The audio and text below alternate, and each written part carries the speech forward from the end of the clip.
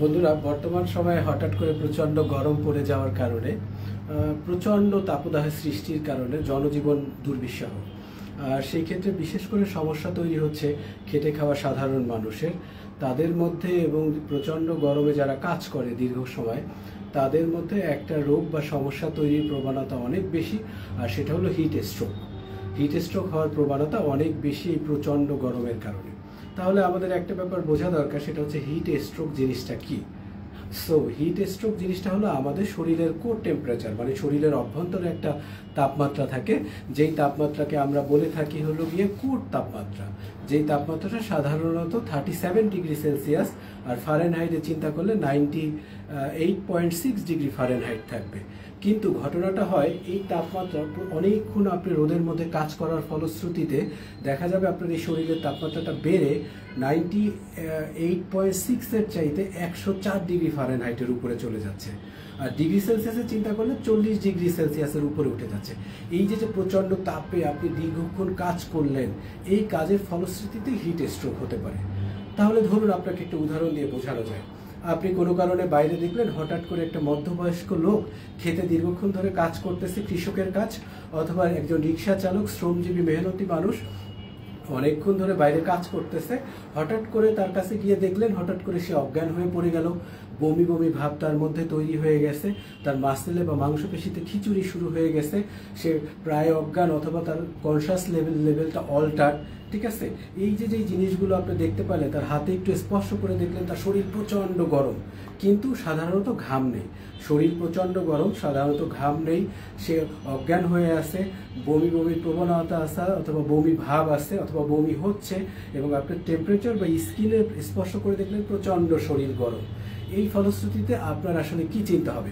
এই ফলশ্রুতিতে আপনার প্রথমেই চিন্তা হবে এই লোকটা হিট স্ট্রোক হয়েছে অথবা হিট স্ট্রোকে গিয়েছে। তখন আসলে বেসিক্যালি আপনার করণীয় কি? করণীয় খুব কম এই আপনার ওই জায়গাতে, বাট হিট স্ট্রোকের মেইন চিকিৎসা হওয়া উচিত হাসপাতালে একটা ইন্টেন্সিভ কেয়ার ইউনিটে। সেটা হতে পারে আইসিইউ, সেটা হতে পারে এইচডিইউ। বাট ওই মুহূর্তে আপনার করণীয় তাকে প্রচণ্ড পানি অথবা পানির স্প্রে দেয়া, ঠান্ডা পানির, ইন্টারমিডিয়েট জামা কাপড়গুলো খুলে দিয়ে সরিয়ে দিয়ে ফ্যানিং বা বাতাসের ব্যবস্থা করা। এর পাশাপাশি আপনাকে মনিটরিং করতে হবে, হসপিটালে প্রেরণের ব্যবস্থা করতে হবে। হসপিটালে গেলে আমরা ঠান্ডা ক্রিস্টালাইন ফ্লুইড দিতে পারি ওনাকে, এবং আপনার ধারে কাছে যদি আইস প্যাক থাকে, সেই আইস প্যাকটা তার বগলে, কুচকিতে বিভিন্ন জায়গায় আইস প্যাক দিতে পারেন, তাকে কুলিংয়ের ব্যবস্থা করতে পারেন, ঠান্ডা ফ্লুইড আইভিতে দিতে পারেন, ফ্যানিংয়ের ব্যবস্থা করতে পারেন, বাতাসের ব্যবস্থা করতে পারেন। এই কাজগুলো আমরা অতি দ্রুত তাকে করতে পারি। আর সমস্যাটা কি আসলে হিট স্ট্রোকের? সমস্যা হলো এখান থেকে প্রচুর পরিমাণে লবণ পানির ভারসাম্যহীনতা হয়ে গিয়ে হাইপোভোলেমিক শক নামে একটা ব্যাপার আছে, সেই শক হতে পারে। পাশাপাশি কি হতে পারে? পাশাপাশি ধরেন আপনার হলো কিডনি ফেইলিয়ার হতে পারে, লিভার ফেইলিয়ার হতে পারে এই হিট স্ট্রোক জনিত কারণে, ডিআইসি বলি আমরা, এরকম নানাবিধ সমস্যা এবং মৃত্যু ঝুঁকিও তৈরি হতে পারে। সো এইগুলো আপনাকে এড়িয়ে চলার জন্য, যদি আপনি এরকম প্রাকৃতিক একটা মানুষ দেখেন হুট করে সে অজ্ঞান হয়ে গেছে অথবা বমি করতেছে, মাংসপেশিতে খিঁচুনি হচ্ছে, রোদের মধ্যে অনেকক্ষণ ধরে সে কাজ করতেছে, অতি দ্রুত তাকে ঠান্ডা পানির স্প্রে দেওয়ার ব্যবস্থা করেন, জামা কাপড় খুলে দেন, বাতাসের ব্যবস্থা করেন। পাশাপাশি তাকে সম্ভব হলে আইস প্যাক দিয়ে বিভিন্ন কুস্কিতে, বগলে, বিভিন্ন জায়গায় ঠান্ডা করার ব্যবস্থা করেন, এবং সম্ভব হলে অতি দ্রুত হাসপাতালে প্রেরণের ব্যবস্থা করেন। তবে আমরা লাস্টে যেতে পারি যে হিট স্ট্রোক থেকে আমাদের ভালো থাকার উপায়টা কি? ভালো থাকার উপায় হয় দীর্ঘ সময় একসাথে রোদের মধ্যে কাজ করবেন না, প্লিজ।